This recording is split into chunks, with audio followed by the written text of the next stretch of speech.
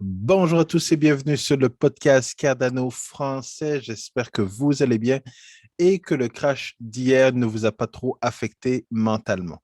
Alors aujourd'hui, c'était important que je fasse un épisode parce que hier, nous étions dans le fond le 7 septembre et le 7 septembre va devenir la journée Bitcoin au Salvador. Vous le savez comme moi, le Salvador devient le premier pays au monde à accepter Bitcoin comme une devise.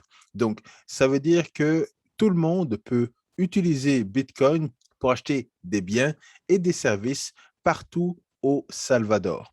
Et quand on y pense, c'est vraiment quelque chose d'extraordinaire parce que en 2008, Bitcoin était juste un papier, juste un document avec plusieurs idées au niveau de la blockchain, plusieurs tests, et il y avait une réflexion en arrière de ça.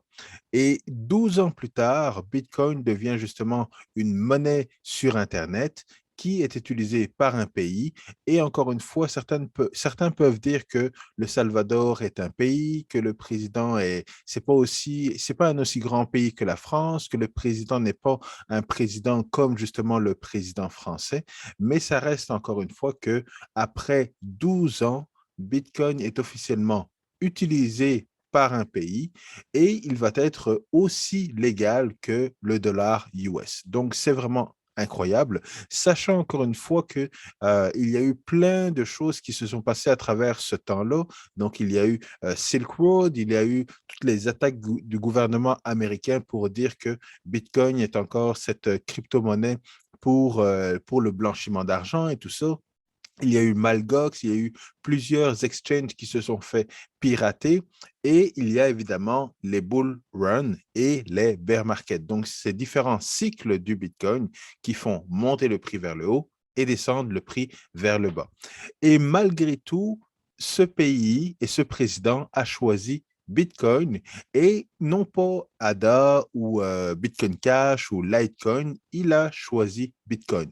Pourquoi? Parce que Bitcoin a cette expérience. Bitcoin est encore une fois cette première crypto-monnaie qui est sortie et il y a tout un background en arrière, toute une infrastructure, toute une notoriété que les autres cryptos n'ont pas actuellement. Et peu importe encore une fois le fait qu'il y ait de la volatilité, peu importe le fait que l'IMF, donc Christine Lagarde, ait émis des warnings, peu importe le fait que le nombre de transactions par seconde est très, très faible par rapport à Visa, Mastercard et d'autres crypto-monnaies, peu importe tout cela, c'est Bitcoin qui a été utilisé, qui va être utilisé et qui a été officiellement nommé comme une devise au Salvador. Alors, le président Bukele, je ne me rappelle plus, je m'excuse, le président du Salvador, justement, a acheté plusieurs bitcoins pour permettre justement à sa population, pour en donner à sa population. Donc, 30 de 30 $ pour une valeur en Bitcoin de 30 $ pour chacune des personnes. C'est tout simple. Ils doivent juste télécharger une application sur leur téléphone et puis réclamer leurs 30 $ et ils peuvent soit garder leurs 30 $ en Bitcoin ou garder leurs 30 $ en dollars US. Et donc, vous me demanderez, ben, c'est quoi l'avantage finalement d'utiliser Bitcoin? Et l'avantage, d'une certaine manière, c'est que dans le cas où les personnes gardent leur Bitcoin justement en crypto-monnaie ou gardent leur argent en crypto-monnaie, ça les protège d'une certaine manière de la volatilité qui pourrait être plus que ce qu'ils pourraient expérimenter avec leur devise locale. Donc, leur devise locale pourrait perdre 50, 60, 80% de la valeur du jour au lendemain, à la différence de Bitcoin qui peut également avoir ce genre de volatilité, mais qui sur le long terme, justement, va reprendre et va avoir un plus gros pouvoir d'achat et rattraper dans le fond la baisse qu'il va y avoir eu va être rattrapée au cours des années. Tandis que les devises comme l'euro, le dollar ou le dollar US, le dollar canadien, sont des devises qui perdent de la valeur avec le temps, mais qui ne reprennent jamais de la valeur avec le temps. Donc, c'est la grosse différence et c'est la raison, encore une fois, pour laquelle les personnes peuvent garder justement leur argent en Bitcoin ou alors le garder en dollars. Et s'ils le gardent en dollars, ben, l'avantage, c'est de pouvoir utiliser justement la blockchain Bitcoin pour effectuer des transactions. Donc, pour acheter, pour faire des achats en ligne, pour faire des achats partout dans le monde, pour recevoir de l'argent également de personnes qui sont à l'extérieur du pays, sans utiliser encore une fois le système financier, donc une banque ou alors une institution financière, peu importe laquelle, qui va vous prendre justement un pourcentage d'intérêt sur votre transaction. En utilisant Bitcoin, vous payez des frais de transaction et vous évitez justement d'être prisonnier ou de passer justement par ce système traditionnel et qui est un petit peu vieux et d'utiliser justement ce nouveau système qui est décentralisé. Donc, encore une fois, beaucoup de termes qui, pour la plupart des gens, ne disent pas grand-chose parce que, encore une fois, au niveau de la blockchain et de Bitcoin, il y a cette contradiction ou cet élément que les gens ont de la difficulté à comprendre, qui est l'utilité versus la spéculation. Et dans les pays justement en voie de développement, eh bien, l'utilisation du Bitcoin et des crypto-monnaies a beaucoup plus d'ampleur, a beaucoup plus la cote que justement la spéculation. La spéculation sont pour les pays justement industrialisés comme France, Canada, États-Unis, etc. Et nous utilisons justement Bitcoin et les crypto-monnaies comme un investissement, pas comme quelque chose qui est nécessairement utile dans la vie de tous les jours. Et beaucoup de personnes, encore une fois, se disent ou vont critiquer, dans le fond, la décision du Salvador en se disant, ben, il y a tellement de personnes qui meurent de faim, il y a beaucoup de pauvreté, l'emploi n'est pas terrible également. Donc, pourquoi prendre cette décision-là? Et c'est une décision qui est au niveau économique, qui va avoir peu d'avantages ou peut-être même de désavantages sur le court terme, mais sur le long terme va avoir beaucoup d'avantages parce qu'encore une fois, c'est une technologie qui va de l'avant. C'est une innovation technologique qui, sur le long terme, va avoir beaucoup de bénéfices, mais sur le court terme, les gens ne vont pas voir directement les avantages de justement utiliser Bitcoin comme une devise et la reconnaître comme une devise. Donc, c'est la différence entre justement retrousser ses manches et commencer à travailler ou alors planifier sur le futur. Et croyez-moi, le président du Salvador a une vision long terme justement d'utiliser Bitcoin comme une devise et comme la monnaie justement du futur. Alors, il y a eu beaucoup de pression sur le prix de Bitcoin et sur le prix de toutes les crypto-monnaies. Et ça a attiré, ça a retenu beaucoup l'attention de mes proches et de beaucoup de mes amis. Et même si, dans le fond, ces personnes-là ne vont pas vendre, donc ils vont avoir de strong hands, ils ne vont pas vendre, malgré le crash de 20 à 30 eh bien, le fait que ça retienne l'attention des gens aussi longtemps fait en sorte qu'il manque parfois la vision sur le long terme et ils ne sont pas en mesure nécessairement d'apprécier tout ce que Bitcoin a fait à travers ces années. Alors, il y a encore beaucoup de personnes justement qui vont préférer d'autres crypto-monnaies et c'est bien correct, mais justement, on voit que Bitcoin lead the way d'une certaine manière pour l'écosystème de la blockchain et des crypto-monnaies.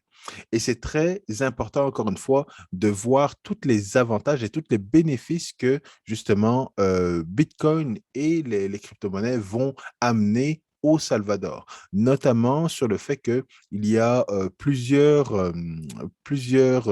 magasins, donc plusieurs restaurants qui acceptent le Bitcoin et ils l'acceptent avec le Lightning Network. Donc, le Lightning Network est cette application ou ce réseau au niveau des crypto-monnaies qui permettent justement de faire des transactions beaucoup plus rapidement et des transactions qui sont quasiment comme si justement on passait notre carte de crédit à la banque où on passait, on utilisait dans le fond le paiement sans contact pour acheter un service ou un bien. Et donc, cette nouvelle infrastructure, cette nouvelle technologie va motiver les gens qui ont une vision long terme et qui sont débrouillards, ça va les motiver et ça va créer également de l'emploi. Donc, l'éducation va être très importante pour les gens du Salvador pour comprendre ce que c'est Bitcoin, cette crypto-monnaie, c'est quoi la différence avec la devise, le dollar et tout ça, et la devise locale. Et donc, une fois qu'ils vont être éduqués par rapport à ça, ils vont être éduqués également par rapport à l'écosystème. Et ils vont également commencer à prendre des formations parce qu'ils vont voir que ça crée de l'emploi. Donc, garder l'infrastructure de Bitcoin chez McDo, chez Starbucks, chez Pizza Hut et tout ça. Donc, tous ces marchands qui vont commencer à accepter le Bitcoin, tous ces marchands à l'international également, qui vont accepter les paiements en Bitcoin parce que justement, pour faire affaire au Salvador, maintenant, il va y avoir cette nouvelle technologie, cette nouvelle forme de paiement qui est le Bitcoin. Et donc, tout ça va faire en sorte qu'il va y avoir des nouveaux emplois en termes de programmeurs informatiques, en termes de traders, en termes de conseillers en investissement, en termes même au niveau des institutions financières, parce qu'il va y avoir des nouveaux produits qui vont être créés à base de crypto-monnaies. Il y a certaines personnes qui vont développer leurs connaissances et qui vont pouvoir fournir des services ou des conseils pour justement investir dans telle crypto-monnaie ou dans telle autre crypto-monnaie ou dans comment on appelle ça, un basket, dans le fond, un ensemble de crypto-monnaies, exactement les mêmes produits financiers que vous avez avec les actions, les bonds, tous les produits financiers que vous offre Groupe Investor et tout ça.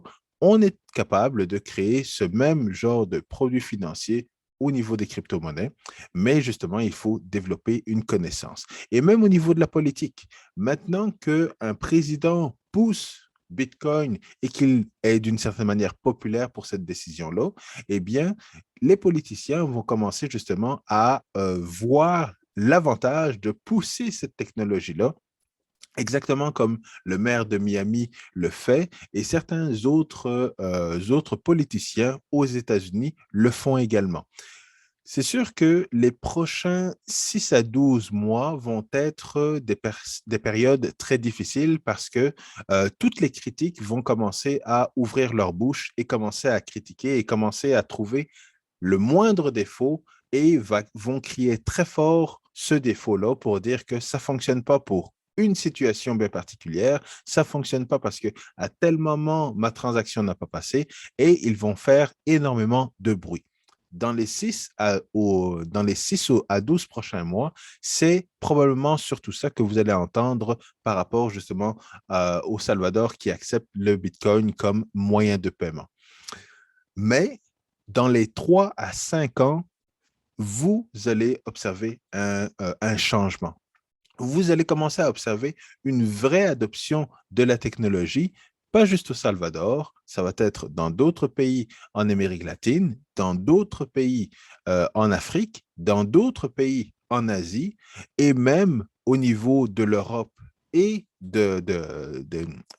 j'allais dire des États-Unis, mais États-Unis-Canada, vous commencer à voir justement de l'adoption qui va être différente parce qu'encore une fois, le besoin est différent. Il va y avoir une adoption basée sur l'utilisation et une adoption basée sur la spéculation.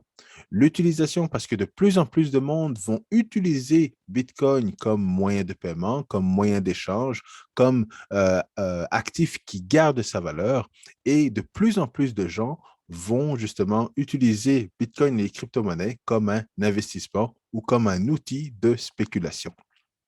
Et ce que je vous avais dit dans une vidéo précédente, c'est que l'union des deux va avoir un effet boom sur le prix du Bitcoin, mais l'utilisation a un meilleur rendement sur le long terme que la spéculation. La spéculation, c'est vraiment toujours très, très court. C'est toujours sur le long terme. Exactement comme la chute du prix du Bitcoin qui est basée sur la spéculation.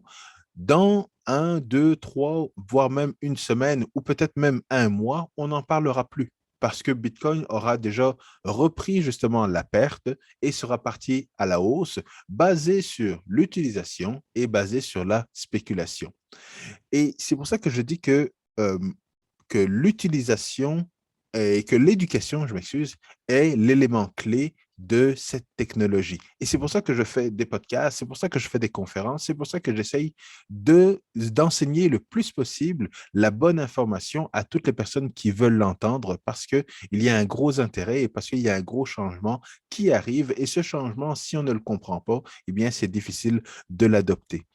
Et c'est ce qui fait encore une fois la différence entre l'adoption que les personnes dans l'écosystème, l'adoption dont les personnes dans l'écosystème parlent, tout ce qui est DeFi, tout ce qui est Exchange, puis DEX, puis toutes ces affaires-là, c'est l'adoption DeFi, mais pour les personnes qui sont déjà dans l'écosystème. Une adoption de Bitcoin comme au Salvador et c'est le real FI, donc la vraie adoption, la vraie finance décentralisée. Et c'est la finance décentralisée que monsieur et madame tout le monde vont pouvoir utiliser dans la vie de tous les jours, aussi facilement qu'en téléchargeant une application. D'ailleurs, je peux le montrer même avec ce que Cardano à l'époque avait fait. Donc, avec une carte que tout le monde peut avoir dans son portefeuille, avec un téléphone, on passe la carte en arrière du téléphone, ça vous donne le solde de ce que vous avez comme crypto-monnaie et vous pouvez commencer à payer justement vos crypto-monnaies sans contact avec votre téléphone ou avec votre carte. Alors, c'est sûr que Cardano a cette technologie-là comme d'autres crypto-monnaies, mais encore une fois, c'est Bitcoin qui a la renommée, c'est Bitcoin qui a l'expérience, c'est Bitcoin qui a la sécurité et c'est Bitcoin qui a le plus gros branding. Alors, aujourd'hui, on a eu justement un bel exemple d'adoption et d'utilisation et d'avancement historique au niveau de Bitcoin. Accompagné à cela, on a eu une baisse du marché de 20 à 30 et et je trouve ça extraordinaire parce que je vais finir avec ça également. C'est que Stephen Curry, qui est un joueur NBA très connu, il a des millions et des millions et des millions de dollars, si peut-être pas des milliards de dollars, peu importe. Mais une personne comme ça a tweeté qui commençait à s'intéresser justement à Bitcoin, les crypto-monnaies, tout ça, et quels conseils il pouvait avoir de cette nouvelle innovation, puis ce nouvel écosystème. Et il a posé la question sur Twitter et beaucoup de personnes ont répondu, différents avis, puis tout ça. Et deux personnes que je considère ont répondu, bien évidemment. La première personne est Charles Hoskinson, pour ceux qui le connaissent. Lui l'a référé justement à un cours de MIT sur Bitcoin, la blockchain, d'une personne qui est très connue parce que justement, il est le nouveau responsable de la SEC aux États-Unis. Bref, il est connu et il a donné un cours MIT qui est disponible sur YouTube. La deuxième personne, c'est le patron de MicroStratégie qui a parti le bal justement des institutions qui commencent à investir dans Bitcoin. Et sa réponse a été épique et je vais la paraphraser, là, mais je vous mettrai, dans le fond, vous allez le voir également. Alors, ce qu'il a dit, c'est, mon cher Steph, euh, je suis, j'ai passé énormément de temps, des jours, des nuits à étudier cette affaire de Bitcoin, de crypto-monnaie et tout ça. Et j'ai fait un gros achat en crypto-monnaie, un gros investissement au niveau des crypto-monnaies parce que je pense que justement cette technologie-là, cette digital property est le futur. Donc, si tu veux en savoir plus, eh bien, Michael Saylor, qui est le patron de MicroStrategy, a fait beaucoup d'éducation au niveau de Bitcoin et de la blockchain. Et justement, il l'invitait justement à aller consulter toute l'information qui est gratuite sur Bitcoin pour développer justement ses connaissances. Et encore une fois, l'éducation est la clé. Et c'est un petit peu le même message que je vous ferai par rapport à Bitcoin. Si vous êtes intéressé à Bitcoin ou crypto et que vous vous demandez par où commencer, ben, commencez par YouTube. YouTube est extraordinaire pour trouver de l'information, mais encore une fois, c'est un outil. Et si on est en mesure de bien l'utiliser, on peut trouver des merveilles sur YouTube.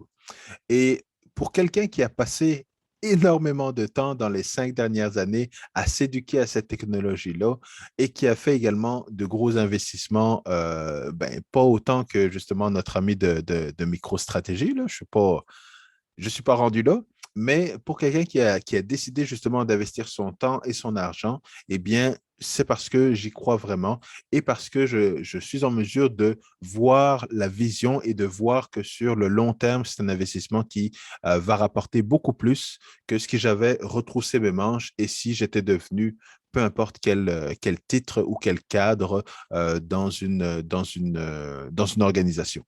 Donc, je vous laisse là-dessus. Je ne voulais pas vous laisser sans justement en parler de cette belle journée pour Bitcoin, cette belle journée pour le Salvador, qui a décidé de reconnaître Bitcoin comme une devise qui peut être utilisée dans le pays, tout comme le dollar US et leur devise locale et probablement d'autres devises également. Alors, sur ce, je vous laisse là-dessus. Je vous prépare d'autres vidéos sur Cardano, les cryptos et même Bitcoin. Et la journée Bitcoin du Salvador se termine maintenant. Peace.